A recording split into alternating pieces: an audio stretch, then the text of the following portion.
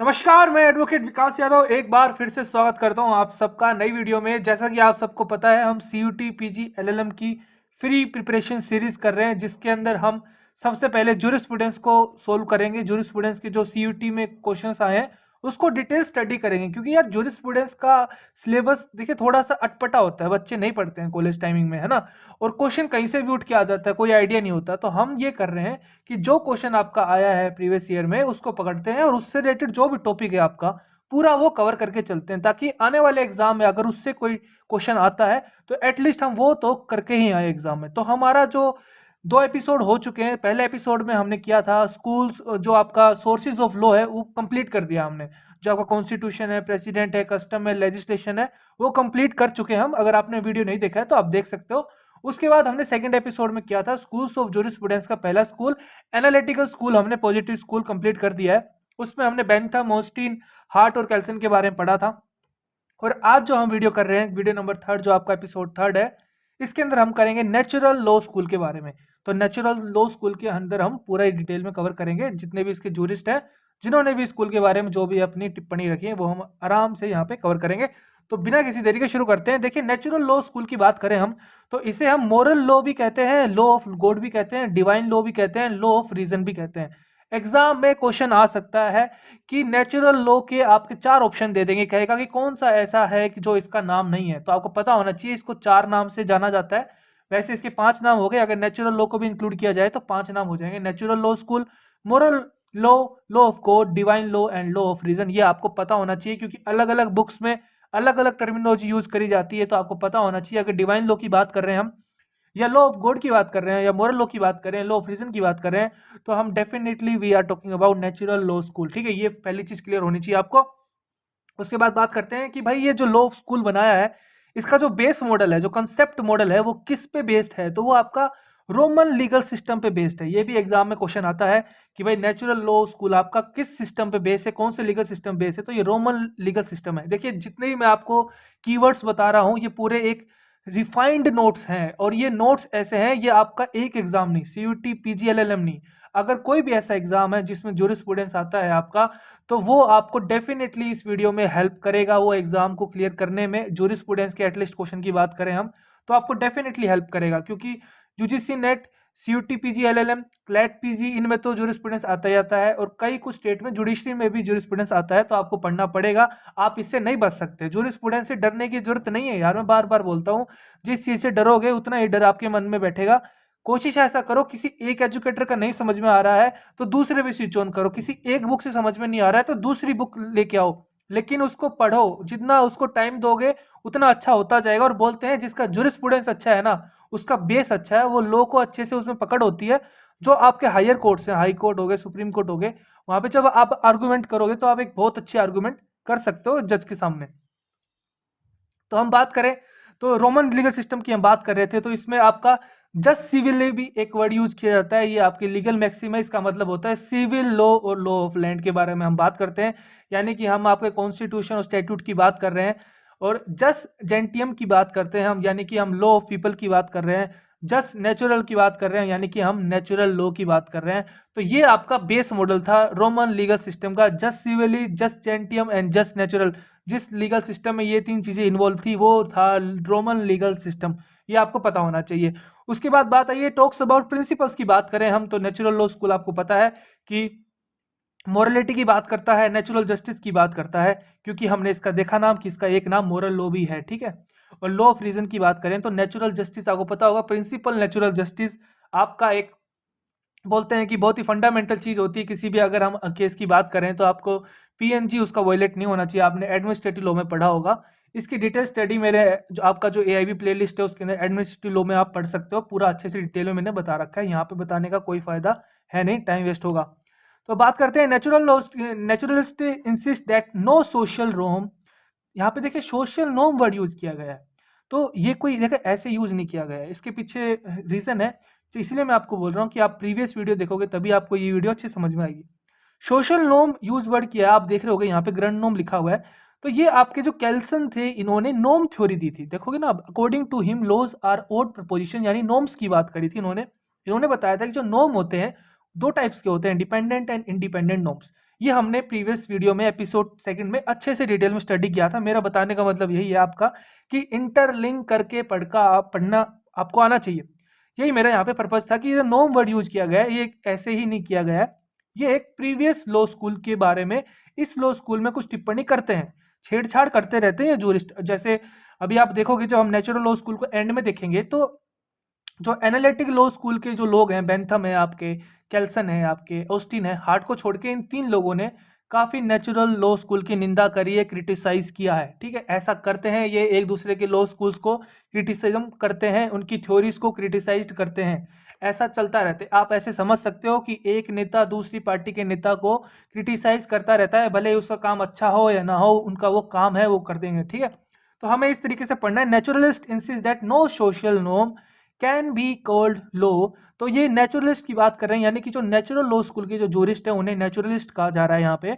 वो कह रहे हैं कि कोई भी सोशल नॉर्म जब तक लॉ नहीं माना जाएगा unless it satisfies A criteria. उन्होंने क्राइटेरिया रखा है, उस क्राइटेरिया में क्या कह रहे हैं, इंट्रिंसिक वर्थ, यानी कि इंक्लूडिंग वर्थ, क्या क्या उसके अंदर होना चाहिए। या तो उसके अंदर आपकी रिलीजन की बात हो, एथिक्स की बात हो, मोरल्स की बात हो, या सोशल गुड यानी सोसाइटी के लिए कोई अच्छाई की बात हो। उनका कहने का मतलब यही है। अगर पूरे नेचुरल लॉ स्कूल की अगर आप फिलोसफी देखोगे तो इस दो लाइन में ही पूरी उनकी फिलोसफी छुपी हुई है। ये यहाँ पे बताने का पर्पज था कि नेचुरलिस्ट जो जूरिस्ट हैं वो क्या मानते हैं लॉ के रिगार्डिंग। तो सैलमन ने बताया कि नेचुरल और मोरल लॉ, यानी कि हम इसकी बात कर रहे हैं नेचुरल लॉ स्कूल की, उसके मतलब उनके अकॉर्डिंग क्या मीनिंग है। नेचुरल और moral law means the principle of natural rights and wrongs.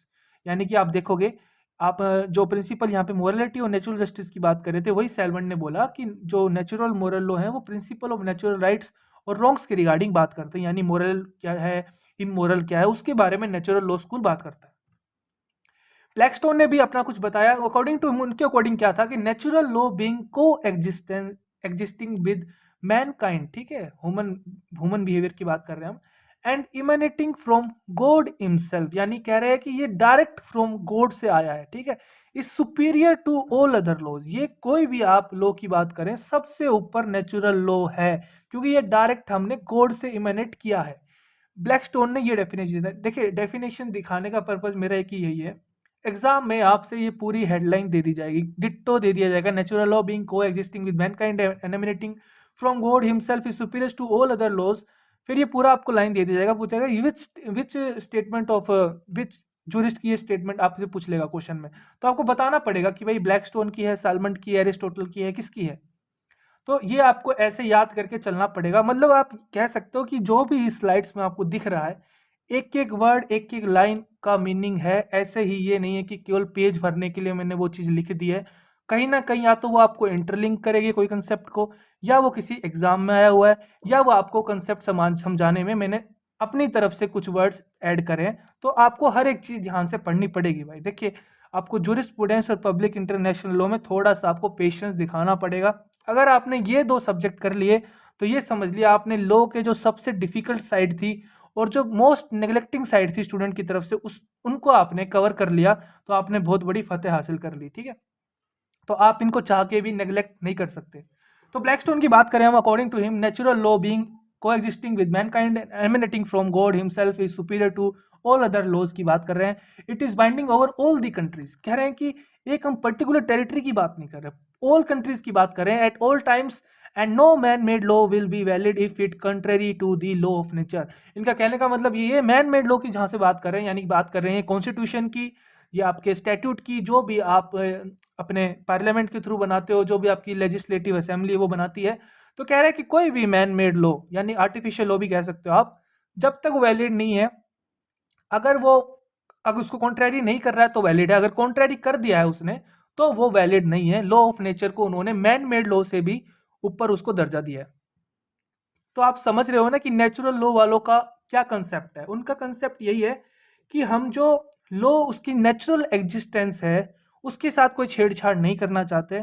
उसी में हम चाह रहे हैं कि जो आर्टिफिशियल मैन मेड लॉज हैं वो उससे हम ज़्यादा उसको महत्व दे रहे हैं नेचुरल लॉज को। ठीक है, अभी हम क्या करेंगे, अभी हम जितने भी आप देख रहे होगे एरिस्टोटल, स्टोइक्स, हुगो ग्रुचियस, तो ये सारे क्या हैं, लीडिंग नेचुरलिस्ट हैं, यानी कि नेचुरल लॉ स्कूल के जूरिस्ट हैं। वैसे तो काफ़ी होते हैं, जैसे मैंने बताया था प्रीवियस वीडियो में भी लेकिन हम केवल जो लीडिंग जूरिस्ट होते हैं उन्हीं को पढ़ते हैं, क्योंकि ये हर एक एग्जाम में लगभग रिपीट होते रहते हैं। आप सारा नहीं पढ़ सकते। अगर आपको जूरिस्प्रूडेंस में, जैसे जूरिस्प्रूडेंस में मास्टर ऑफ लॉज भी होता है, आपको पता होगा, तो अगर आपको वैसे पढ़ना है मास्टर ऑफ लॉज जूरिस्प्रूडेंस में, तो वहाँ पे आप नेचुरल लॉ स्कूल को और डीप में पढ़ सकते हो। उसके बाद आपके पास ऑप्शन है कि आप पीएचडी भी कर सकते हो, तो वो आपकी चॉइस है। लेकिन हमें एक एग्जामिनेशन पॉइंट ऑफ व्यू से देखें तो ये हमारे लिए इतना तो नेसेसरी है, ये तो पढ़ना ही पड़ेगा आपको, इसमें कोई चॉइस है नहीं आपकी। We will read some of the leading naturalist and their contribution to the natural law philosophy. अभी हम देखेंगे इन्होंने नेचुरल लॉ स्कूल में अपना क्या कंट्रीब्यूशन दिया। तो हम बात करते हैं सबसे पहले एरिस्टोटल की बात करते हैं। जैसे हमने एनालिटिकल स्कूल में पढ़ा था, आपको बेंथम को पढ़ा था, हमने हमने ऑस्टिन को पढ़ा था, हार्ट को पढ़ा था, केल्सन को पढ़ा था, हमने 4 लोगों को वहाँ पे पढ़ा था। तो वहाँ पे वो लीडिंग जूरिस्ट थे आपके एनालिटिकल और पॉजिटिव स्कूल की बात करें हम। अगर यहाँ पे बात करें हम, तो आपके एरिस्टोटल, स्टोइक्स, ह्यूगो ग्रेचियस और भी हैं काफ़ी, होब्स हैं, जॉन्स लॉके हैं, रोशियो है, और आप देखोगे कांट है, स्टेमलर है। तो ये दिखाने का पर्पज़ मेरा ये है, आपको ये नाम सारे याद करने पड़ेंगे भाई, क्योंकि एग्जाम में क्वेश्चन ऐसे आएगा कि आपको ये सारे नाम मिक्स करके दे सकता है। क्वेश्चन दे देगा कि भाई कौन सा जूरिस्ट आपका नेचुरल लॉ स्कूल से बिलोंग नहीं करता है। आपको ऑप्शन दे देगा एरिस्टोटल, स्टोइक, ह्यूगो ग्रेचियस, और एक ऑप्शन दे देगा आपका एनालिटिकल स्कूल के, यानी बेंथम वहां पे दे देगा। तो राइट आंसर बेंथम हो जाएगा, क्योंकि बेंथम आपको पता है एनालिटिकल स्कूल से बिलोंग करता है। अगर आपने कल वाला वीडियो देखा होगा तो मैंने बताया था आपको इनको कैसे याद करना है। उनको क्रोनोलॉजिकल ऑर्डर में याद करना है, उनको सीनियरिटी के अकॉर्डिंग याद करना है, उनका जो टाइम पीरियड है उसके अकॉर्डिंग याद करना है। एक एक चीज मैंने बताई थी, तो आपको प्रीवियस वीडियो मस्ट है, आपको देखना पड़ेगा। तो एरिस्टोटल की बात करें हम यहाँ पे, तो हमें सबसे पहले ये याद करना है कि Aristotle belongs to natural law school. तो हम बात कर रहे हैं कि Aristotle according to him law is either universal और स्पेशल। ठीक है, यूनिवर्सल की बात कर रहे हैं या स्पेशल की बात कर रहे हैं, यानी रिटन कॉन्स्टिट्यूशन की बात कर रहे हैं या स्टैट्यूट की बात कर रहे हैं। Perfect law is inherit in the nature of man and is immutable. Immutable का मतलब होता है कि कोई चीज आप चेंज नहीं कर सकते, that cannot be changed. Universal and capable of growth, he defined natural law as reason unaffected by desire. इस वर्ड पे आप ध्यान देना, क्योंकि इसी वर्ड पे आने वाले 3 जूरिस्ट ने रीजन के रिगार्डिंग अपनी अपनी फिलोसफी दी है नेचुरल लॉ स्कूल के रिगार्डिंग। अब बताने का पर्पज यही है कि ये इंटर रिलेट करना आना चाहिए आपको, कीवर्ड्स आइडेंटिफाई करते आने चाहिए, क्योंकि आप जब पढ़ोगे जूरिस्प्रूडेंस आपको सारी चीजें एक टाइम में लगेंगी कि ये तो सब एक ही बात बोल रहे हैं, ये तो सब एक ही धुन में एक ही बात कहना चाह रहे हैं, लेकिन नहीं, उनकी बात में गहराई होती है, वो आपको समझनी पड़ेगी। देखिए, अगर एरिस्टोटल की बात करें हम, तो यहाँ पे ये कह रहे हैं रीजन अनअफेक्टेड बाय डिजायर्स की बात कर रहे हैं यहाँ पे। लेकिन हम स्टोइक्स की बात करें, नेचुरल स्कूल कह रहे हैं कि natural law is identified with reason. ठीक है, identified with reason which governs the entire universe and man being a part of universe is also governed by reason। ठीक है, अभी आप हुगो ग्रेचियस पढ़ रहे हो, उसमें देखो क्या लिखा आ रहा है, he held that natural law was not।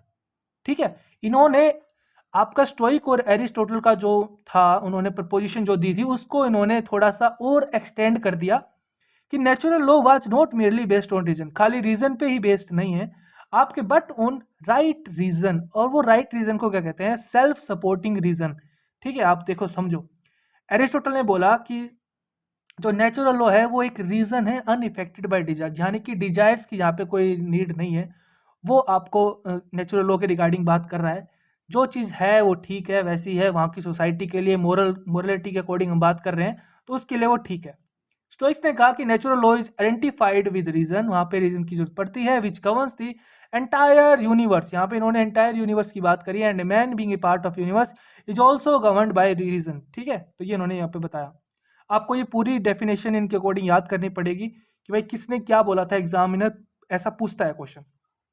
और हुगो ग्रेचियस ने इस स्टेटमेंट को थोड़ा सा एक्सटेंड कर दिया कि खाली रीजन ही नहीं, रीजन होना चाहिए, लेकिन राइट रीजन होना चाहिए। और राइट रीजन को इन्होंने बोला कि सेल्फ सपोर्टिंग रीजन होना चाहिए। ठीक है, हुगो ग्रेशियस ने काफी अच्छा काम किया था नेचुरल लॉ के रिगार्डिंग। देखो, इन्होंने बताया कि नेचुरल लॉ एज इम्यूटेबल, यानी कि that cannot be changed which can not be changed by God himself. ठीक है, एक इम्यूटेबल है, जब गॉड ही उसको चेंज नहीं कर सकता है, तो एक इंसान की क्या हैसियत है कि वो उसको चेंज करे। यानी कि हम बात कर रहे हैं कि वो उसको चेंज करके क्यों बना रहा है man made laws. Hugo Grotius ने डिफरेंशिएट करना चाहा कि मैन मेड लॉज और आपके नेचुरल लॉज में नेचुरल लॉ इसलिए इंपॉर्टेंट है क्योंकि नेचुरल लॉ एक तो इम्यूटेबल है। क्यों इम्यूटेबल है? क्योंकि गॉड भी उसको चेंज नहीं कर सकते हैं। इन्होंने ये अपनी टिप्पणी दी थी। उन्होंने देखो और कंपैरिजन किया, अगर हम देखें तो एनालिटिकल स्कूल वालों के मुंह पे तमाचा मारने के लिए उन्होंने कितना अच्छा कंपैरिजन किया। जैसे कई बार आप भी देखते होगे, इंडिया पाकिस्तान का मैच होता है स्टेडियम में, आप देखते होगे कि पीछे से ऑडियंस चिल्लाती है जब पाकिस्तान वाले फील्डर्स अगर स्टेडियम के पास होते हैं, ऑडियंस के पास खड़े होते हैं, फील्डिंग कर रहे होते हैं, तो बोलते हैं कि भाई बाप कौन है, बेटा कौन है, ऐसे टिप्पणियां करी जाती हैं, आर्गूमेंट्स आपके ऐसे ऐसे कमेंट्स पास होते रहते हैं। तो ऐसे ही इन्होंने हुगो ग्रेचिस ने भी कुछ ऐसा ही कमेंट पास किया। उन्होंने बोला डिवाइन लॉ, यानी डिवाइन लॉ हमने बताया था आपको कि डिवाइन लॉ आपको नेचुरल लॉ स्कूल के ही कहते हैं, डिवाइन लॉ, ठीक है, डिवाइन लॉ, ठीक है। अभी इन जो चार वर्ड्स थे, moral law, law of God, divine law and law of reason, ये आप समझ रहे होगे कि ये निकल के कहाँ से आए। जैसे लॉ ऑफ रीजन की बात करें तो लॉ ऑफ रीजन निकल के आया है, एरिस्टोटल ने जो रीजन वर्ड यूज किया था, स्टोइक ने किया था, हुगो ग्रेचियस ने किया था, उनके रिगार्डिंग आया। ठीक है, डिवाइन लॉ की बात करें तो इन्होंने देखो डिवाइन लॉ को कंपैरिजन किया है यहाँ पे, वो ऐसे ही निकल के पूरा वहां से सारे जूरिस्ट ने अपने अपने कीवर्ड्स दिए, तो वो उन्होंने कीवर्ड्स को जोड़ के एक पर्टिकुलर यहाँ पे ले दिया कि नेचुरल लॉ स्कूल को मोरल लॉ भी कहते हैं, लॉ ऑफ गॉड भी कहते हैं, डिवाइन लॉ भी कहते हैं, लॉ ऑफ रीजन भी कहते हैं। ऐसे आपको चीज़ों को लिंक करके पढ़ना है ताकि आपको लॉन्ग टर्म तक वो चीज़ें याद रहें। तो हुगो ग्रेचिस ने क्या किया, मजे की बात क्या करी, उन्होंने बोला जो डिवाइन लॉ है ना, जो डिवाइन लॉ है वो ग्रैंड मदर है। ठीक है, किसकी ग्रैंड मदर है? नेचुरल लॉ की। ठीक है, नेचुरल लॉ यानी अगर हम हियरकी में देखें तो सबसे ऊपर आपका डिवाइन लॉ आता है, उसके बाद नेचुरल लॉ आता है। अब नेचुरल लॉ के भी नीचे आपका है चाइल्ड, यानी कि जो पॉजिटिव लॉ है वो आपका नेचुरल लॉ का बच्चा है, चाइल्ड। ठीक है, इन्होंने ऐसे कंपैरिजन करके बताया। और पॉजिटिव लॉ आपको पता है एनालिटिकल स्कूल की बात कर रहा है। एनालिटिकल स्कूल में कौन कौन है? बेंथम चाचा जी हैं, हमारे हार्ट चाचा जी हैं, ऑस्टिन चाचा जी हैं, और हमारे कैल्सन फूफा जी हैं। यानी इन्होंने इन चारों को टारगेट किया, उनको बोला कि देखो भाई ऐसा है कि जो डिवाइन लॉ है ना वो देखिए ग्रैंड मदर है किसकी? नेचुरल लॉ की। वो जो नेचुरल लॉ है ना वो बच्चा है, वो पापा है किसका? पापा कह लो या फिर मम्मी कह लो, पेरेंट्स है वो इसका पॉजिटिव लॉ का। यानी उन्हें बताया कि पॉजिटिव लॉ तो बहुत छोटा है, बच्चा है, डिवाइन लॉ उसका ग्रैंड मदर है, यानी कि आप ग्रैंड फादर से भी कंपेयर कर सकते हो, दादा है। तो कहने का मतलब यही है कि इनका जो कंपैरिजन करने का तरीका है ना, ब्यूटी देखिए आप उसकी, कि बात भी कह दी इन्होंने, तमाचा भी मार दिया, जिसको समझ में आया उसको ठेस पहुंची। अभी मैं बताऊंगा जब इनको ठेस पहुंची बेंथम को, ऑस्टिन को, हार्ट को, लेकिन हार्ट ने कोई क्रिटिसिज्म नहीं किया, हार्ट ने थोड़ा सा इस चीज़ को अपने फेवर में लिया, उन्होंने थोड़ा सा और एक्सटेंड करके बताया, वो हम डिस्कस करेंगे आगे। लेकिन बेंथम जी को बहुत ज़्यादा मिर्ची लगी, सबसे ज़्यादा जो दिक्कत हुई वो बेंथम जी को हुई, उसके बाद ऑस्टिन को हुई। और कैल्सन ने भी क्रिटिसिज्म किया है नेचुरल लॉ स्कूल का, जब उन्हें पता चला कि ऐसे हमारे पॉजिटिव लॉ को भी क्रिटिसाइज किया जा रहा है नेचुरल लॉ थ्योरी के आड़ में। ठीक है, ऐसे आपको देख के पढ़ना है इंटरेस्टिंग वे में बना के। होप्स की बात करें तो आपको पता है हमने पढ़ा है Aristotle, Stoics, Hugo Grotius. 4th number पे हम पढ़ रहे हैं होप्स। आप नाम याद करते करते चलना। जूरिस्प्रूडेंस ऐसा सब्जेक्ट है जब आपका एग्जाम होगा मार्च मिड में होगा, जब तक आपको थोड़ा थोड़ा करके डेली रिवाइज करना है। अगर आपने रिवाइज करना छोड़ दिया तो आप भूल सकते हो। जूरिस्प्रूडेंस, पब्लिक इंटरनेशनल लॉ और भी काफ़ी सब्जेक्ट्स होते हैं जो आपके बहुत ही माइनर डिटेल्स होती हैं, उनमें काफ़ी फैक्चुअल चीज़ें पूछ लेता है एग्जामिनर कई बार, तो आपको साथ के साथ रिवाइज भी करते चलना है। ठीक है, वो सबसे बड़ी इंपॉर्टेंट चीज़ है। होब्स की बात करें तो होब्स ने थ्योरी दी थी, his theory of natural law was based on the natural right of self preservation of person and property. यानी उनका जो मानना था कि नेचुरल लॉ है वो किस थ्योरी पे बेस्ड है, उन्होंने बताया कि नेचुरल लॉ आपका बेस्ड है नेचुरल राइट जो होता है ना, सेल्फ प्रिजर्वेशन किसी एक इंसान का अपने रिगार्डिंग या फिर अपनी प्रॉपर्टी के रिगार्डिंग, तो वो उन्होंने बताया कि यही एक नेचुरल लॉ है। तो उन्होंने बताया कि जो मैन है वो वॉलंटरली एंटर करता है सोशल कॉन्ट्रैक्ट में, और ये सोशल कॉन्ट्रैक्ट वो किसके साथ बनाता है? जो एक रूलर होता है, यानी कि हम सोवरेन स्टेट की बात करें, अगर हम तानाशाह की बात करें, मोनार्की की बात करें, तो उसके रिगार्डिंग बता रहा है कि मोनार्की और उसके बीच में एक सोशल कॉन्ट्रैक्ट का एग्रीमेंट होता है। यानी कि आप आज के टर्म में समझना चाहो तो सिंपल सी बात यह है कि आप जो आपकी सरकार है, भारत सरकार है, केंद्र आपकी जो केंद्र सरकार है, आपकी राज्य सरकार है, तो आप इन पे विश्वास कर रहे हो, इनको वोट दे रहे हो, अपने नेता को जिता रहे हो, इनको पावर में ला रहे हो, तो आप बदले में क्या चाह रहे हो? आप एक सिक्योरिटी चाह रहे हो। ठीक है, कि भाई अगर कल को हमारे साथ कोई दिक्कत होती है, अगर हम पे कोई अन्याय करता है, ऑफेंस करता है, या हमारे साथ कोई भी कोई बुरी बात करता है, जैसे अगर हम लोअर कास्ट की बात करें, कोई भी अगर हमारे साथ डिस्क्रिपेंसी होती है, तो भाई आप हमें बचाओगे, हम आपको सरेंडर कर रहे हैं, हमारी जितनी भी पावर है, हम आपको पूरा फ्रीडम दे रहे हैं कि जो भी हमारे खिलाफ आवाज़ उठाएगा गलत तरीके से, तो आप उसको आप अपने तरीके से हैंडल करोगे, जो कि हमारी एडमिनिस्ट्रेशन जो पुलिस है वो ये काम करती है। तो पुराने ज़माने में भी ऐसा होता था कि एक कबीले का सरदार जी होते थे, पूरे जितने भी लोग होते थे वो उन्हें अपना सरदार मानते थे कि भाई अगर कबीले में किसी पे भी अटैक होगा तो सरदार जी उस आदमी की रक्षा करेंगे और वो बदला लेंगे उस आदमी के साथ जो भी अन्याय हुआ है। तो ऐसे ही इन्होंने होप्स ने बताया कि मैन क्या होता है वो खुद की इच्छा से वॉलंटरली एंटर करता है सोशल कॉन्ट्रैक्ट में। जैसे वॉलंटरी का वर्ड इसलिए यूज किया गया है, डेमोक्रेटिक कंट्री की बात करें तो आपकी इच्छा है, आप वोट करना चाह रहे हो, नहीं करना चाह रहे, जैसे अभी नोटा का भी ऑप्शन आ गया है। तो man voluntary entered into social contract and surrendered their freedom to the ruler यानी सोवरेन स्टेट यानी कि केंद्र सरकार, राज्य सरकार, in order to secure self protection in a state. भाई अब आपकी जिम्मेवारी है हमें प्रोटेक्ट करने का, अब आपकी जिम्मेवारी है हमारे लिए अच्छे अच्छे सड़क बनाने का, अगर हम और एक्सटेंट में जाए आपकी जिम्मेवारी है हमारे बच्चों को अच्छी एजुकेशन देने का, अच्छी उनको हेल्थ देने का। तो हम केवल एक स्टेट में अपनी कुछ पावर इसीलिए सरेंडर करते हैं ताकि वो हमें एक प्रोटेक्शन दे सके। ये इन्होंने होप्स ने बताया। यही एक नेचुरल लॉ है होप्स के अकॉर्डिंग। जॉन लॉक के काफी इंपॉर्टेंट है, कई बार एग्जाम में आता है, आपको ध्यान देके थोड़ा पढ़ना। जॉन लोके जी ने कहा कि according to him man entered into a social contract. ठीक है, यानी इन्होंने होप्स को एक्सटेंड किया थोड़ा सा। होप्स ने भी यही बोला कि man entered into a social contract by which he surrendered not all his rights. यहाँ पे इन्होंने कॉन्ट्रैक्ट कर दिया क्योंकि होप्स ने देखो ये बोला था कि सरेंडर्ड देयर फ्रीडम, उन्होंने फ्रीडम में सारे राइट्स इंक्लूड कर लिए थे। जॉन लेको ने थोड़ा सा इसको रिफाइन किया, उन्होंने बोला कि वो सारे राइट सरेंडर नहीं करते हैं। जब भी कोई मैन अगर वॉलेंटरली सोशल कॉन्ट्रैक्ट में एंटर कर रहा है रूलर के सामने अपनी इच्छा से, तो वो अपने सारे राइट सरेंडर नहीं करता। Not all his rights to the sovereign, यानी कि स्टेट की बात करें जैसे वहाँ पे इन्होंने रूलर वर्ड यूज किया था, इन्होंने सोवरेन वर्ड यूज किया गया। स्टेट की बात एक ही बात है, थोड़ा सा उसको और रिफाइन किया है ताकि लोगों को आसान से समझ में आए। बट कौन सी पावर वो सरेंडर करते हैं वो उन्होंने बताया, वो केवल वही पावर सरेंडर करते हैं, only the power to preserve order and enforce the law of nature. यानी कि जो मैं आपको बता रहा था कि भाई सुरक्षा के रिगार्डिंग जो बात करें या फिर हम कोई भी ऐसा लॉ की बात करें उसको एनफोर्समेंट कराने की बात करें, उसके रिगार्डिंग ही आप अपने राइट सरेंडर करते हो, सारे राइट सरेंडर नहीं करते। According to John Locke, Hobbes ने बोला था कि भाई होप्स तो कह रहे हैं सारे आप राइट अपने सरेंडर कर सकते हो रूलर के सामने, वही एक नेचुरल लॉ की थ्योरी है। लेकिन जॉन लॉके ने बोला कि हाँ ठीक है सोशल कॉन्ट्रैक्ट में आप एंटर करते हो लेकिन आप सारे के सारे राइट सरेंडर नहीं करते हैं। By which he surrender not all his rights to the sovereign state, but केवल कौन से करता है, only the power to preserve order, जिसमें केवल आपको ऑर्डर प्रिजर्व करने की पावर है, एनफोर्स कराने की लॉ ऑफ नेचर की पावर है, वही वो राइट देता है सोवरेन स्टेट को, वही वो राइट सरेंडर करता है उनके सामने। The individual retained his inalienable right. Inalienable rights की बात करें हम तो इनका मतलब होता है दैट कैन नॉट बी, आप किसी से ले नहीं सकते हो ना, ठीक है। अलाइनेबल का मतलब होता है डिटैच कर सकते हो, इनअलाइनेबल का मतलब होता है can not detach from someone, ठीक है। तो कुछ ऐसे राइट्स होते हैं जो आप किसी से ले नहीं सकते हो कभी भी। जैसे हम अभी की बात करें हमारे कॉन्स्टिट्यूशन में तो आपको पता होगा आर्टिकल 21 भी आपका एक वो है उसके अंदर।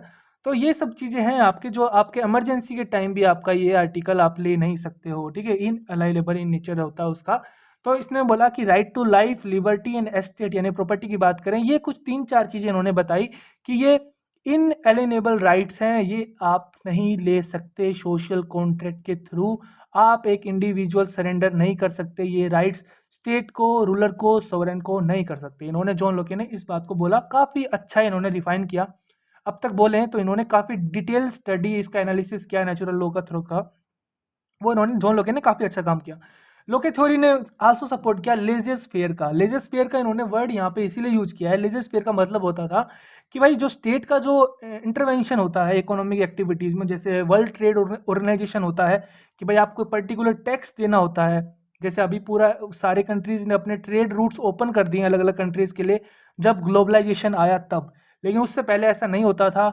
उससे पहले जो एक स्टेट होता था वही सब कुछ कंट्रोल करता था, यानी कि आप मान लीजिए कैपिटलिज्म बहुत कम था उस टाइम, ठीक है। अभी धीरे धीरे कैपिटलिज्म आ रहा है, लोग अपना खुद ट्रेड कर रहे हैं, स्टेट का कम इंटरफेरेंस है उनके बिजनेस में, इकोनॉमिक एक्टिविटीज़ में।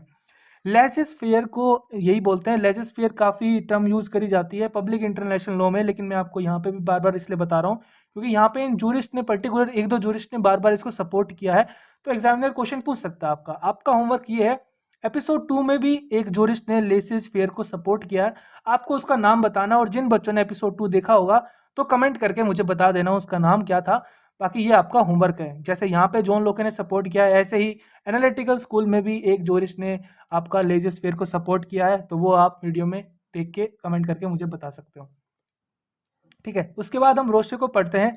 रोशे भी आपका नेचुरल लॉ स्कूल से बिलोंग करते हैं। उन्होंने बताया, he pointed out that the social contract, यानी आप देख रहे होगे कि यहाँ पे जो हम बात कर रहे थे एरिस्टोटल, स्टोइक्स और हुगो ग्रेशियस की, इनका जो कीवर्ड था वो रीजन पे बेस्ड था। रीजन, रीजन, आपका रीजन। ठीक है, और अगर हम यहाँ पे बात करें होब्स की, जॉन लोके की और रोशे की बात करें, तो इनका जो कीवर्ड है सोशल कॉन्ट्रैक्ट।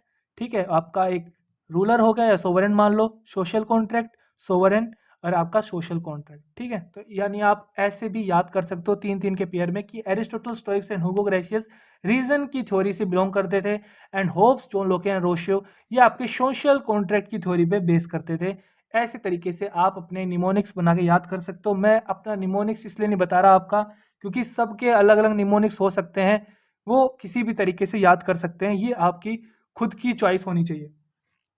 रोशे की बात करें तो उन्होंने बताया, he pointed out that social contract theory is not a historical fact but a hypothetical concept.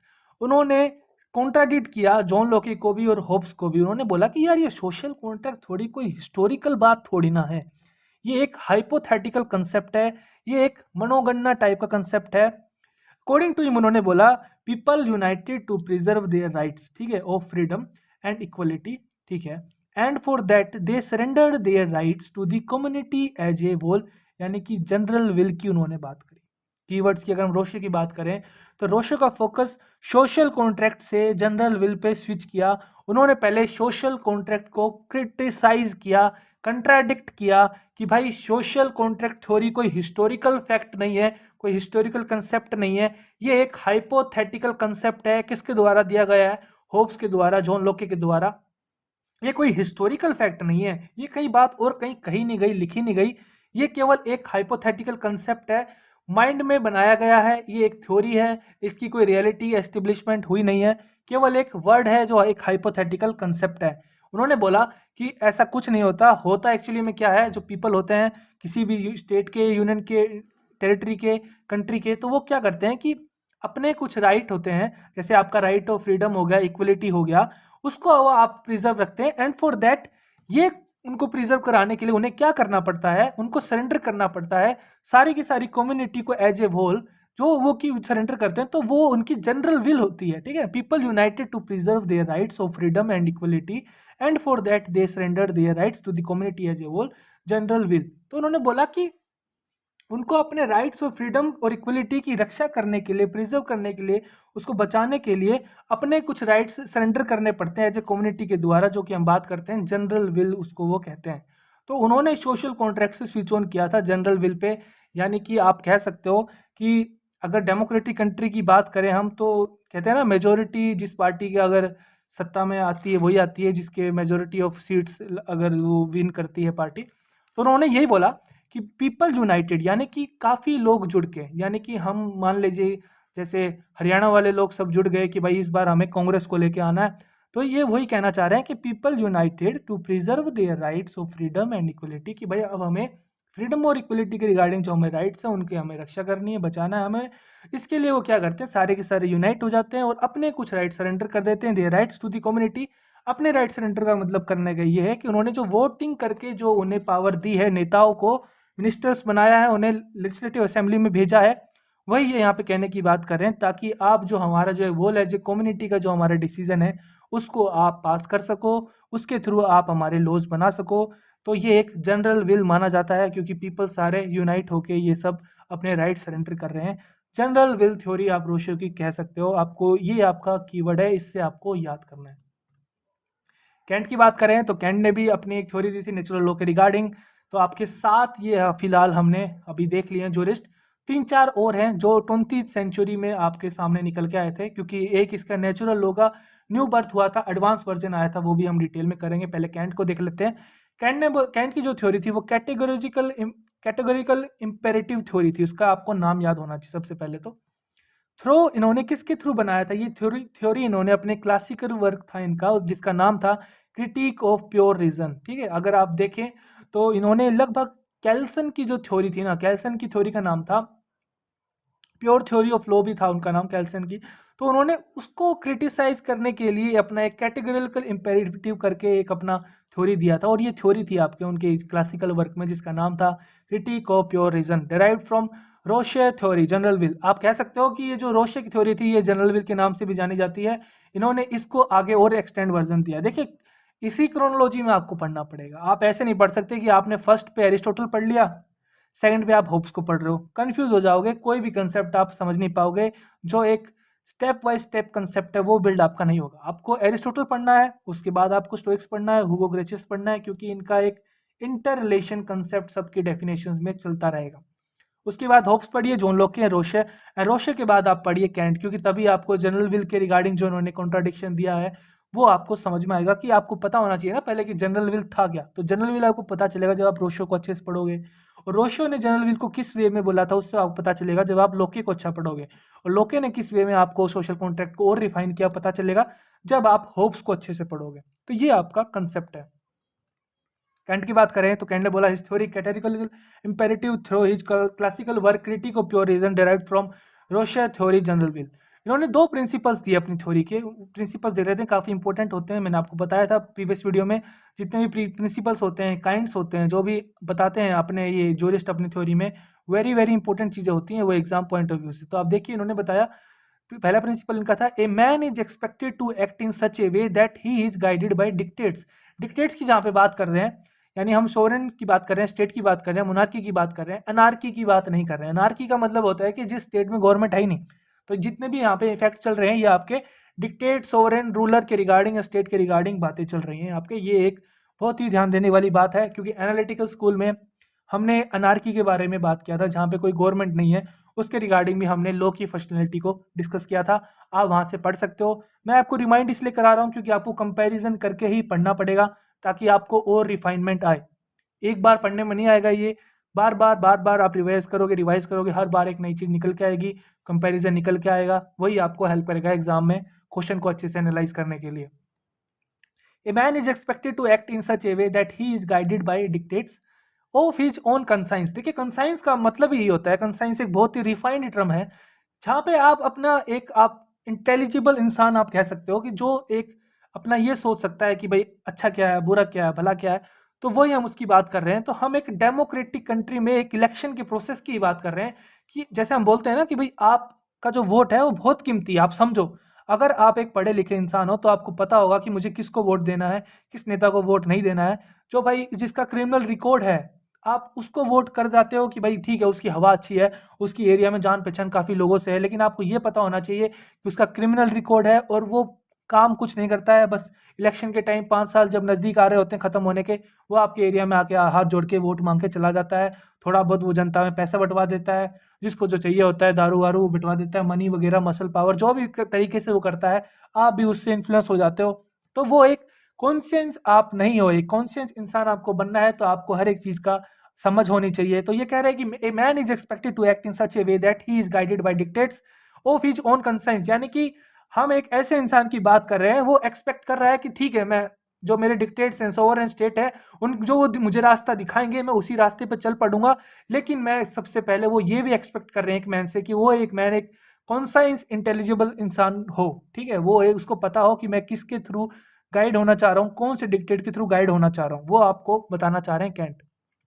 दूसरी थ्योरी, दूसरा प्रिंसिपल था इनका थ्योरी का autonomy of will. Autonomy of will की बात करें कि स्वेच्छा, यानी आपकी एक स्वेच्छा होनी चाहिए, आपको क्या करना है क्या नहीं करना है, कौन से प्रोफेशन में जाना है, कौन से ट्रेड में जाना है। ये अगर आपका थ्योरी है अगर प्रिंसिपल में, तो हम कह सकते हैं ये काफ़ी अच्छी थ्योरी है आपकी। अकॉर्डिंग टू हिम उन्होंने बताया कि an action is right only if it coexist with each and every man's free will. Free will की इन्होंने दोबारा से बात करी, यानी हम जनरल विल की बात करें, जनरल विल में एक रिफाइंड वर्ड नहीं था फ्री विल, इन्होंने ऑटोनॉमी ऑफ विल का यूज किया। ऑटोनॉमी ऑफ विल का ही मतलब होता है फ्री विल।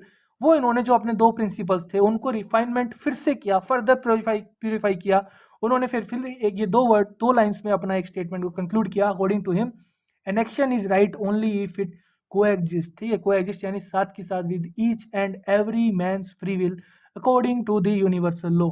इन्होंने फोकस किया यूनिवर्सल लॉ, यानी कि डिवाइन लॉ, आपका मोरल लॉ, नेचुरल लॉ, उसके रिगार्डिंग इन्होंने बात करी। ये आपने कैंट तक का बात हो गया था। ये सारे जूरिस्ट 20वीं सेंचुरी से पहले पहले के थे। लेकिन समय के साथ साथ क्या हुआ, ये देखा गया कि इन जूरिस्ट ने जो भी अपना एनालिसिस दिया था नेचुरल लॉ थ्योरी के रिगार्डिंग, जो नए जूरिस्ट आए जिन्होंने नेचुरलिस्ट बोला गया जिनको, जिन्होंने नेचुरल लॉ स्कूल ज्वाइन किया, उन्होंने देखा कि यार इनकी थ्योरीज में रिफाइनमेंट की आवश्यकता है। जैसे जैसे टाइम बढ़ रहा है तो उन्होंने एक न्यू बर्थ किया, यानी एडवांस वर्जन हम कह सकते हैं नेचुरल लॉ थ्योरी का निकल के आया हमारे सामने 20वीं सेंचुरी में।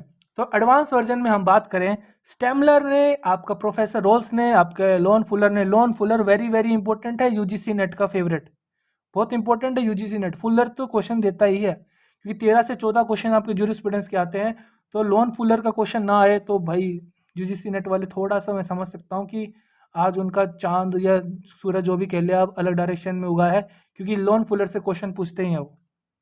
तो हम बात करेंगे जो 20वीं सेंचुरी के हमारे 3 जूरिस्ट हैं, 3 नेचुरलिस्ट हैं, लोन फुलर, प्रोफेसर रोल्स, आपके स्टेमलर। तो इन्होंने काफ़ी अच्छा काम किया, यानी एडवांस वर्जन दिया, एक उसको थोड़ा सा और एक्सटेंड किया। नेचुरल लॉ थ्योरी के बारे में बात करें, अभी आप एक चीज़ दिखाता हूँ मैं आपको, जिस तरीके से आपको क्लैरिटी ज़्यादा आएगी। हमने नेचुरल लॉ स्कूल की बात करी, हमने शुरुआत में देखा कि भाई इनके क्या क्या नाम होते हैं, कौन से लीगल सिस्टम पे ये बेस है, कौन से इनके कीवर्ड्स हैं, हमने ये सब देखा। सैलमन ने अपनी टिप्पणी दी, ब्लैकस्टोन ने दी, लेकिन हमने देखा कि जैसे एरिस्टोटल और स्टोइक्स और ह्यूगरेचिस ने जो नेचुरल लॉ थ्योरी के बारे में बोला था, वो एक बहुत ही बेसिक कंसेप्ट था। उनका काम उन्होंने धीरे धीरे आगे किया। एरिस्टोटल का काम स्टोइक ने किया, स्टोइक का काम ग्रुशियस ने किया, ग्रुशियस का काम होब्स ने किया, होब्स का काम लोके ने किया, लोके का काम रोशे ने किया, रोशे का काम कैंत ने किया। यानी कि इन्होंने क्या किया है कि हर बार एक नए नए जूरिस्ट ने प्रीवियस जूरिस्ट की थ्योरी को अच्छे से एनालाइज किया है, स्टडी किया है, प्योरीफाई किया है, उसका एक रिफाइंड वर्जन सामने लेके आए हैं। लेकिन जब 20वीं सेंचुरी आई तो सोचा कि भाई अब हमें और रिफाइनमेंट की जरूरत है, क्योंकि हमारे कंपटीटर में काफ़ी लोग हैं, पॉजिटिव स्कूल वाले, हिस्टोरिकल स्कूल वाले, सोशोलॉजिकल स्कूल वाले। आप ये समझ सकते हो कि इनमें एक दूसरे को, अपने स्कूल को ऊपर करने की होड़ लगी हुई है। तो इसीलिए इन्होंने काफ़ी मेहनत करी। स्टेमलर ने मेहनत करी, प्रोफेसर रोल्स ने मेहनत करी, लोन फुलर ने मेहनत करी। उनकी मेहनत रंग लाई, इनकी मेहनत इतनी रंग लाई कि जो आपके पॉजिटिव स्कूल के जो हार्ट हैं उन्होंने इनको क्रिटिसाइज नहीं किया, उन्होंने इनकी थ्योरी को प्रेज किया। देखिए ये एक बात होती है कि जब दुश्मन भी आपकी किसी बात को प्रेज कर देना तो समझ जाओ कि आप एक बहुत सही डायरेक्शन में जा रहे हो। दुश्मन के मुंह से कई बार तारीफ सुनना ना बहुत मुश्किल काम हो जाता है, एक जेन्युइन तारीफ सुनना। यानी कि आप इसको ऐसे भी समझ सकते हो कि रामायण में सारा आपका जो रावण का जो था दरबार, सब राम के खिलाफ थे, केवल उनका जो भाई थे उसको छोड़ के। तो आप कह सकते हो जब कोई गलत है तो गलत है। तो हार्ट ने इनकी थ्योरी को प्रेज किया, भले ही उनके जो साथी थे, बेंथम थे, ऑस्टिन थे, कैल्सन थे, उन्होंने आपका नेचुरल लॉ थ्योरी को क्रिटिसाइज किया और बहुत ही गंदे तरीके से क्रिटिसाइज किया। सबसे बड़ी बात यह है, उसके बावजूद भी उन्होंने उनका साथ नहीं दिया। हार्ट ने बोला कि जो सही है वो सही है, मैं सही के साथ जाऊंगा। ठीक है, वो हम डिस्कस करेंगे अभी। स्टेमलर ने क्या बोला, according to him law of nature means just law. उन्होंने बोला कि जो लॉ ऑफ नेचर है जस्ट लॉ है। जस्ट लॉ को उन्होंने आगे से फिर से डिफाइन किया ट्रू प्रिंसिपल्स के रिगार्डिंग, वो हम बात करेंगे, पहले हम यहाँ से कवर कर लेते हैं। जस्ट लॉ को उन्होंने बोला विच हार्मोनाइज क्या करता है the purpose of this in the society. Just law एक ऐसा कंसेप्ट है कि जो एक सोसाइटी का पर्पज है उसको फुलफिल करने में, उसको हार्मोनाइज करने में हेल्प करता है, वही एक नेचुरल लॉ है। ठीक है, the purpose of law is not to protect the will of one but to unify the purposes of all. ये बहुत ही मोस्ट इंपॉर्टेंट लाइन है, इसको आप समझिए। The purpose of law is not to protect the will of one. Law का एक ये purpose नहीं है कि हर एक इंडिविजुअल इंसान का जो विल है उसको प्रोटेक्ट करे, नहीं। लॉ का पर्पस है कि सबका, जितने भी वहां पे लोग हैं, उनकी जो विल है उसको यूनिफाई किया जाए, उसका एक मतलब आप कह सकते हो कि एक पर्टिकुलर एक वो यूनि डायरेक्शन में, ओमनी डायरेक्शन में उसको कन्वर्ट किया जाए और उसके बाद फिर उसको फिर एक प्रोटेक्ट किया जाए, यानी ना कि एक इंडिविजुअल की विल को प्रोटेक्ट किया जाए। हम यहाँ पे जो बात कर रहे थे जनरल विल की थ्योरी जो आपके रोशो की थी, वो हम कह सकते हैं थोड़ा सा उसी डायरेक्शन में था। उनको इन्होंने थोड़ा सा और रिफाइनमेंट करके यहाँ पे बताया कि the law purpose of law is not to protect the will of one but to unify the purposes of all.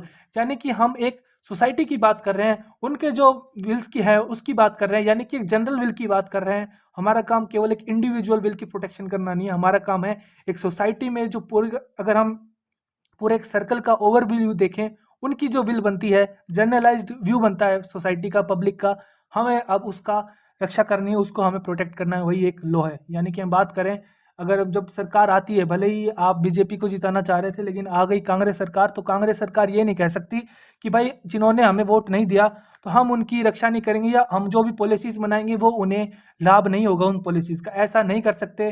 क्योंकि मेजोरिटी वोट्स आए हैं उनको, तभी वो इलेक्शन में जीत की है, उन्होंने हासिल करी है। तो मतलब यही है कि जो एक जनरलाइज्ड जनता का जो पर्पज है, विल है, वो उनको पता चल गया कि भाई हमें जिन्होंने जिताया है वो एक काफ़ी जनता का काफ़ी बड़ा अमाउंट था, मेजोरिटी में था, इसलिए हम जीते हैं। और हमें उन्होंने वोट इसलिए दिया है, इस विश्वास से दिया है कि जो हमारा इलेक्शन मैनिफेस्टो था वो हम फुलफिल करेंगे आने वाले 5 साल में। तो यहाँ पे वो यही है कि एक जो इंडिविजुअल की विल है उसको वो प्रोटेक्ट नहीं करेंगे, बल्कि वो एक जनरलाइज जो पूरी सोसाइटी की विल है उसको प्रोटेक्ट करेंगे। यानी कि जिन्होंने उनको वोट दिया खाली उनको प्रोटेक्ट नहीं करेंगे, पूरा एक उनको सबका एक यूनिफाई लेके सबका उनको पर्पज प्रोटेक्ट करना पड़ेगा। मोदी जी की बहुत ही फेवरेट लाइन है, सबका साथ सबका विकास, ठीक है। हाँ, तो ये एक यहाँ पे आप स्टैमलर का कंसेप्ट इससे आप जोड़ के थोड़ा सा रिफाइनमेंट कर सकते हो। जस्ट लो को इन्होंने फिर से फर्दर जस्ट लो को थोड़ा सा और रिफाइन किया, जैसे देखा आपने स्टैमलर ने। जस्ट लो की वर्ड है, आपको ध्यान रखना पड़ेगा, बहुत ही इंपॉर्टेंट वर्ड है, आगे भी यूज होगा, दिखाऊंगा मैं आपको।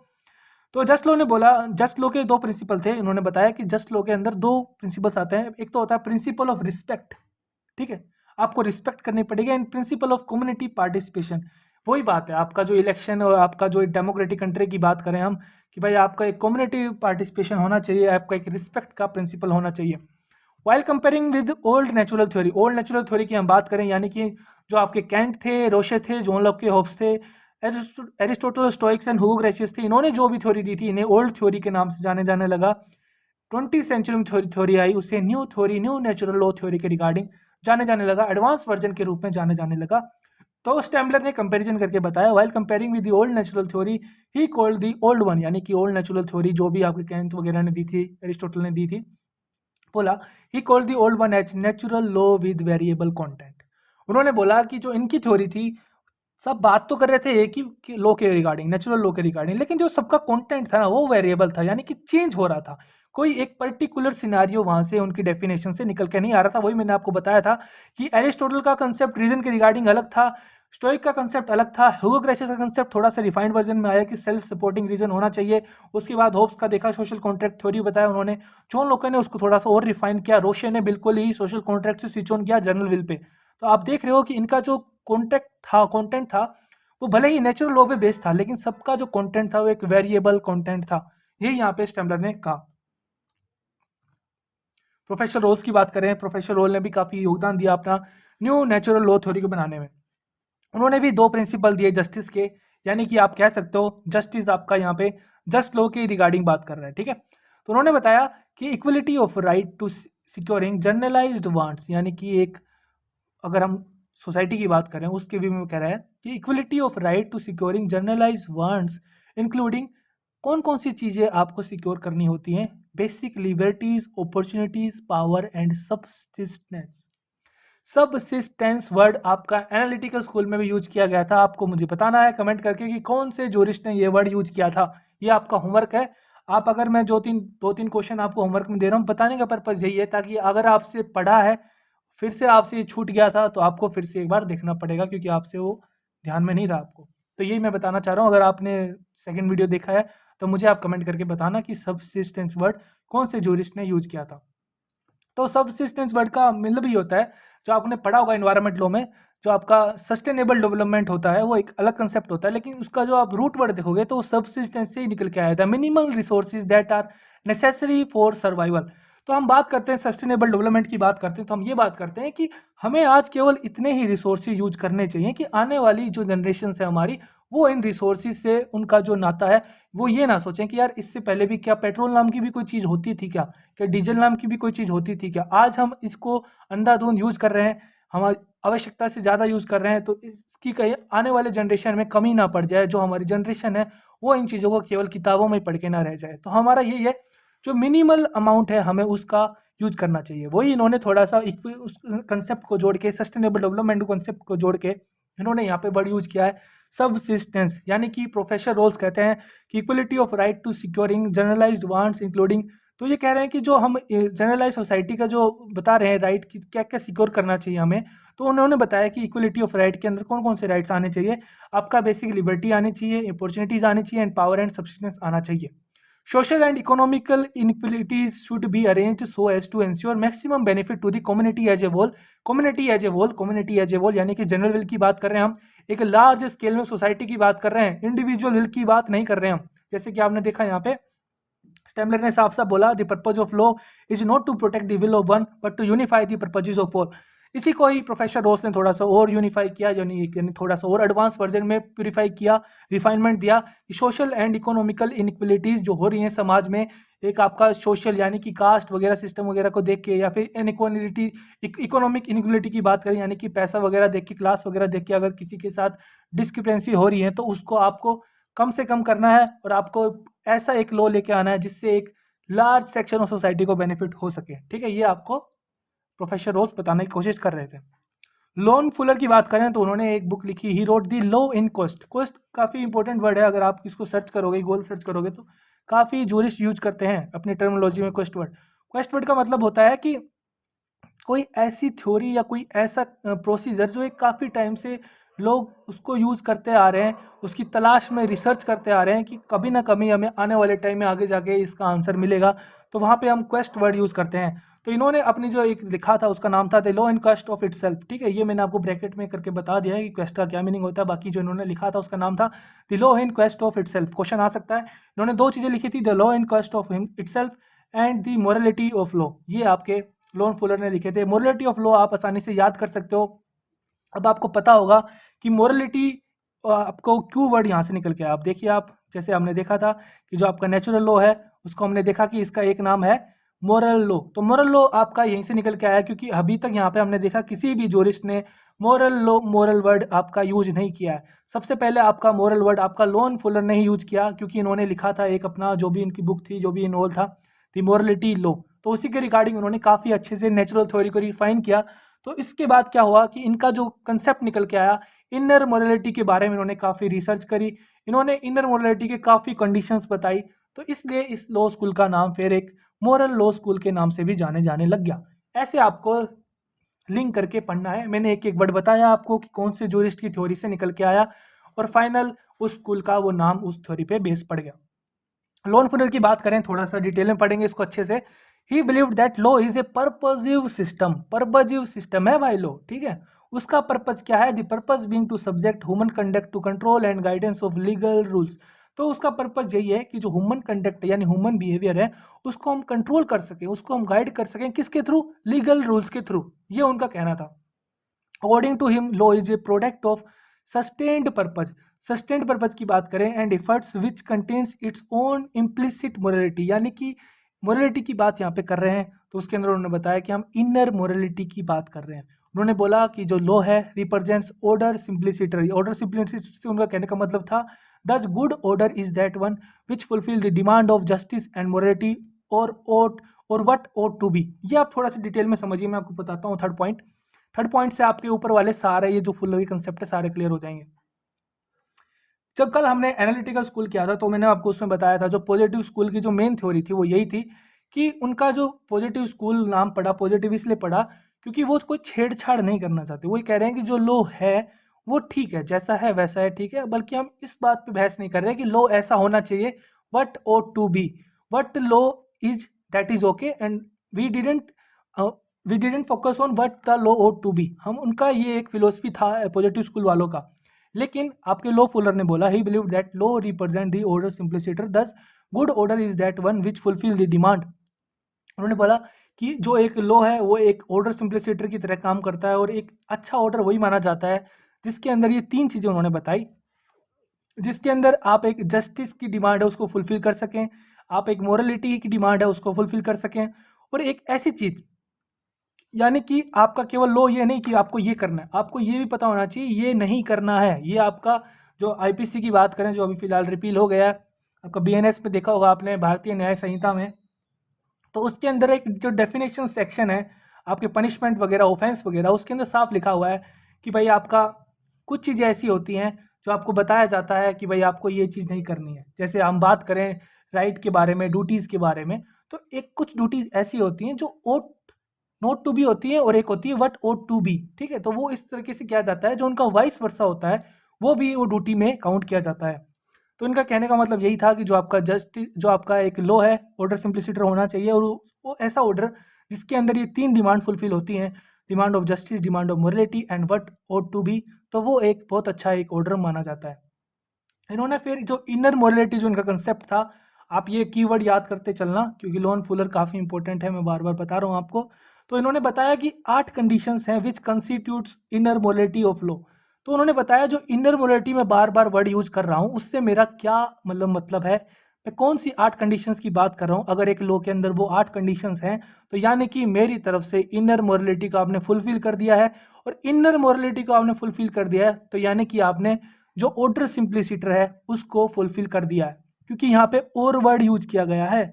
और वर्ड यूज करने का मतलब है या यानी कि गुड ऑर्डर वो है जो जस्टिस की डिमांड को फुलफिल कर दे, या फिर मोरलिटी की डिमांड को फुलफिल कर दे, या फिर व्हाट ought टू बी उसको फुलफिल कर दे।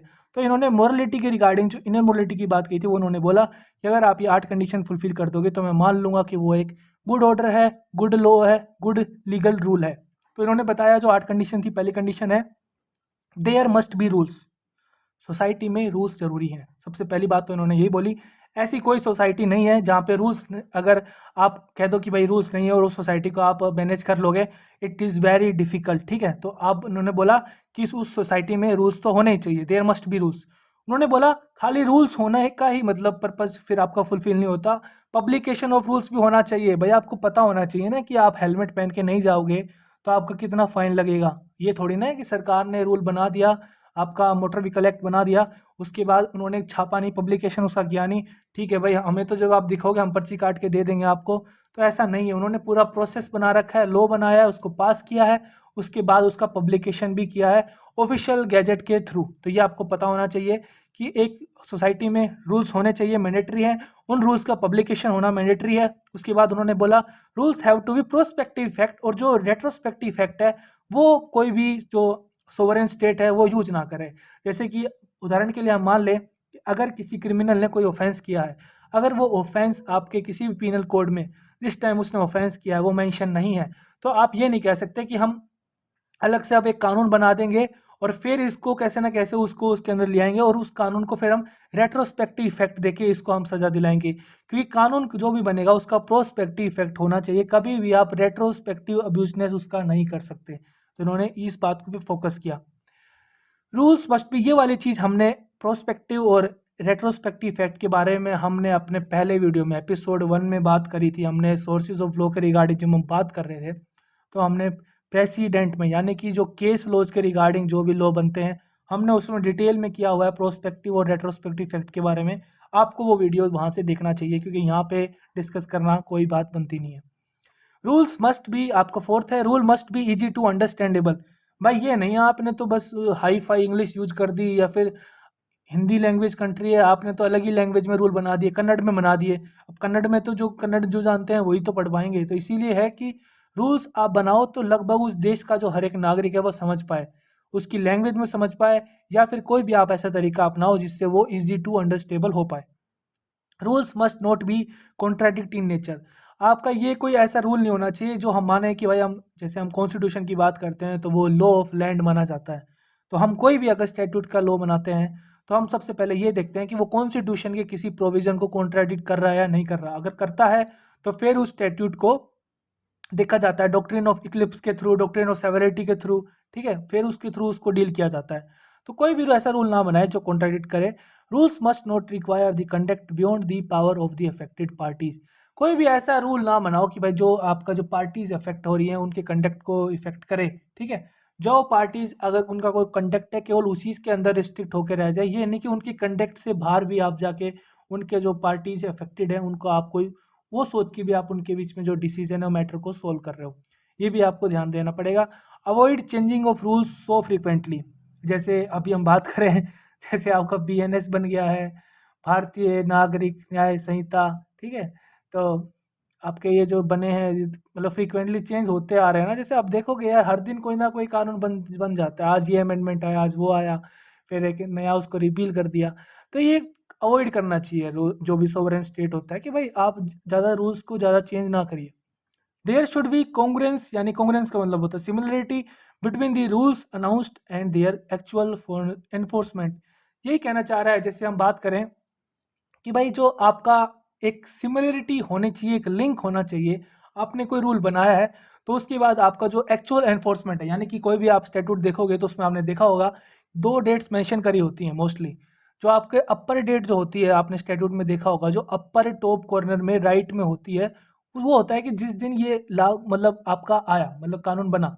लेकिन उसका एक होता है एनफोर्समेंट डेट अलग होती है, किस डेट से उसको एनफोर्स किया जाएगा, ये लागू कराया जाएगा, एक्चुअल एनफोर्समेंट डेट अलग होती है।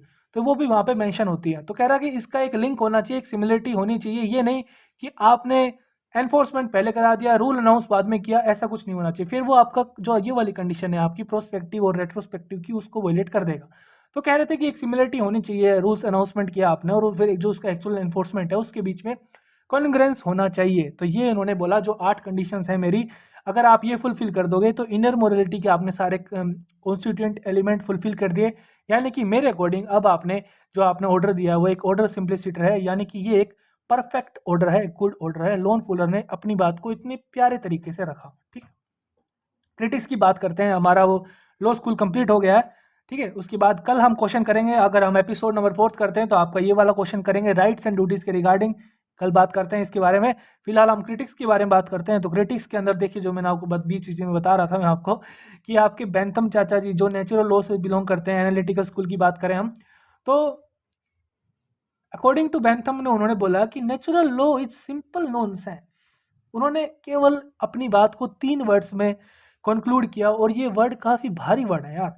अगर आप किसी को नॉनसेंस बोल देते हो आज के टाइम में, तो बहुत मतलब गलत बात है ये। मतलब इंसान को एक प्रकार से आप कह सकते हो कि इंग्लिश में गाली दे दी आपने उसको। ठीक है, तो according to Bentham natural law is simply nonsense. ठीक है, उन्होंने केवल अपनी बात को इतना छोटे में बोला, छोटा पैकेट लेकिन बड़ा धमाका। ठीक है, अगस्त कॉम्पिटेट है एक जूरिस्ट, उन्होंने भी बोला they denounce natural theory as a false, non scientific and based on super natural beliefs. बोला कि इनकी थ्योरी फॉल्स है, नॉन साइंटिफिक है, कोई साइंटिफिक पर्पज इसमें है नहीं, सुपर नेचुरल बिलीफ्स है, यानी कि जो तांत्रिक वांत्रिक वाले हैं भाई, ऐसी चीज़ों को मानने वाले जो भी इस प्रकार के लोग हैं, क्योंकि यहीं से उनका जो नाम था वो उन्होंने बोला कि ये गॉड लो भी इसे कहते हैं। तो इन्होंने बोला कि ये सब ऐसे ही हैं, भगवान के आगे पीछे भागते हैं, ये सुपर नेचुरल बिलीव्स में बिलीव करते हैं। तो ये इनकी थ्योरी फॉल्स है, नॉन साइंटिफिक है, इसका कोई पर्पज है नहीं। अगस्त कॉम्पिटेट ने इनको ऐसे क्रिटिसाइज किया। अगर इंपेरेटिव स्कूल की बात करें हम, जैसे बता रहा था मैं आपको, केवल हार्ट को छोड़ के, यानी कि हार्ट को छोड़ के मैंने बताया था आपको, rest jurists Bentham Austin and Kelsen, इन्होंने क्रिटिसाइज किया था नेचुरल लॉ थ्योरी को। हार्ट ने क्रिटिसाइज नहीं किया, हार्ट ने अच्छी बातें लिखी थी नेचुरल लॉ थ्योरी के रिगार्डिंग। टूडेज वर्ल्ड की बात करें तो आज के टाइम में नेचुरल लॉ थ्योरी का हमारे क्या कॉन्स्टिट्यूशन में, स्टैट्यूट में, और अगर हम इंटरनेशनल लेवल पे देखें तो क्या रोल है। तो जो आपका कंसेप्ट है ना, एक रूल ऑफ लॉ, जो आप आर्टिकल 14 में पढ़ते हो कॉन्स्टिट्यूशन के, जो आपने मेनका गांधी वाले केस में पढ़ा था, ड्यू प्रोसेस ऑफ लॉ, आपने पढ़ा होगा पक्का, अगर मेनका गांधी का केस पढ़ा है आपने, आपका एडमिनिस्ट्रेटिव लॉ में पढ़ा होगा, जो पासपोर्ट वाला केस था उनका। तो उसके अंदर बताया गया था कि जो आपका ड्यू प्रोसेस ऑफ लॉ भी होना चाहिए।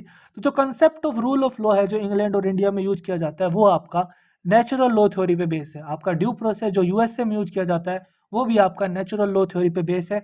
यानी कि हम कह सकते हैं नेचुरल लॉ थ्योरी का मॉडर्न वर्ल्ड में आज के टाइम में काफ़ी बड़ा योगदान है। पॉलिसीज़ को, स्टैट्यूट को, कॉन्स्टिट्यूशन को, या फिर इंटरनेशनल लेवल पे बात करें हम, कोई भी ऑब्लिगेशन, ट्रीटी हो गया, एग्रीमेंट हो गया, उनको रिफाइन करने में नेचुरल लॉ थ्योरी का बहुत बड़ा योगदान है। जैसे हम एग्जांपल देखें तो जो आपका चार्टर ऑफ यूनाइटेड नेशन है, सबको पता है कि भाई अगर हम पब्लिक इंटरनेशनल लॉ पढ़ते हैं तो हमें चार्टर ऑफ यूनाइटेड नेशन पूरा पढ़ना पड़ता है। उसके बाद आपने ये भी पढ़ा होगा, क्योंकि हम एक ह्यूमन राइट्स भी टॉपिक पढ़ते हैं उसके अंदर, United nation development of human right, जैसे कि हमारे इंडिया का एक अलग से ह्यूमन राइट का कोड है। ठीक है, वो भी हम पढ़ते हैं ह्यूमन राइट्स में जब हम पढ़ते हैं। तो इसके अंदर आप देखोगे एक आपका कॉन्स्टिट्यूशन का प्रीएम्बल है, इंडियन कॉन्स्टिट्यूशन की हम पर्टिकुलर बात करें तो प्रीएम्बल में भी वर्ड यूज किए गए हैं, लिबर्टी, इक्वलिटी, फ्रेटर्निटी। तो ये आपके सोशल इक्वलिटी, तो ये आप देखोगे ये सोशल इकोनॉमिक जस्टिस, ये पूरा वर्ड यूज किए गए हैं। तो ये आपके जो वर्ड्स हैं ये आपके नेचुरल लॉ थ्योरी पे फोकस करते हैं कि भाई हमें सोसाइटी के अंदर सोशल इकोनॉमिकल जस्टिस भी देखना पड़ता है। ये हमने सारा डिस्कस किया है। जो जस्ट लॉ के रिगार्डिंग हमने बात करी थी, स्टेमलर के रिगार्डिंग जब हमने बात करी थी, जो हमने जस्ट लॉ की बात करी थी, देखोगे आप स्टेमलर लॉ, जस्ट लॉ के बारे में हमने बात करी थी, सोसाइटी के पर्पजेस के रिगार्डिंग में, कि बोला कि the purpose of law is not to protect the will of one but to unify the purposes of all. यानी कि हमें सोशल एंड इकोनॉमिक जस्टिस भी देखना है। उसके बाद देखिए हम प्रोफेसर रोल्स ने भी ये काफ़ी वर्ड यूज़ किया गया था, सोशल एंड इकोनॉमिक इनइक्वालिटीज़ हैं उनको हमें रिमूव करना है। यानी कि आप कह सकते हो जो 20th सेंचुरी में न्यू एडवांस वर्जन आया है नेचुरल थ्योरी का, परफेक्ट वर्जन आया है। इन्होंने बहुत अच्छा काम किया है, स्टेमलर ने, प्रोफेसर रॉस ने, लॉन फुलर ने, वेरी वेरी इंपॉर्टेंट इन्होंने अपना योगदान दिया है, जिसके बाद आज भी हम अपने टूडेज वर्ल्ड में इनकी थ्योरी को यूज कर रहे हैं। जो भी अगस्त्य कॉम्पिटिन ने बोला कि भाई इनकी थ्योरी फॉल्स है, नॉन साइंटिफिक है and based on super natural beliefs, Bentham ने भी गंदा बोला, नी सिंपल नॉनसेंस, वो भाई क्रिटिसिज्म का एक दौर था, लोग करते हैं, अपने स्कूल को सब ऊपर रखते हैं, अपने काम को कोई गलत नहीं बोलता है। बहुत ही कम ऐसे लोग होते हैं जो अपनी गलतियां मानते हैं, जैसे कि हमारे हार्ट साहब ने माना, इनको जय हिंद है, इन्होंने अपनी गलती को माना। इन्होंने अपनी गलती को माना नहीं, लेकिन इन्होंने क्रिटिसाइज नहीं किया, बस इन्होंने उनके काम को प्रेज किया। ठीक है, इन्होंने क्रिटिसाइज नहीं किया, उन्होंने उनके काम को प्रेज किया। तो ये हमने यहाँ पे देखा। नेचुरल लॉ स्कूल हमने पूरा कंप्लीट कर दिया। अब हमारे 3 लॉ स्कूल बच रखे हैं। अब हमारे आपका फिलोसफिकल लॉ स्कूल बचा है, वो हम नेक्स्ट एपिसोड में करेंगे। उसके बाद हिस्टोरिकल, फिर एक आपका सोशल बच जाता है। उसके बाद हमारा स्कूल्स ऑफ जूरिस्प्रूडेंस का टॉपिक खत्म हो जाता है। एक क्वेश्चन तो आएगा ही आएगा, 2 क्वेश्चन भी आपके एग्जाम में आ सकते हैं। वीडियो अच्छा लगा है तो वीडियो को लाइक करिए, खुश रहिए, मुस्कुराते रहिए, देश का ख्याल रखिए। ऐसे ही सीरीज के साथ बने रहिए, हम सीरीज कर रहे हैं क्वेश्चन एक, कंसेप्ट अनेक। जय हिंद, धन्यवाद।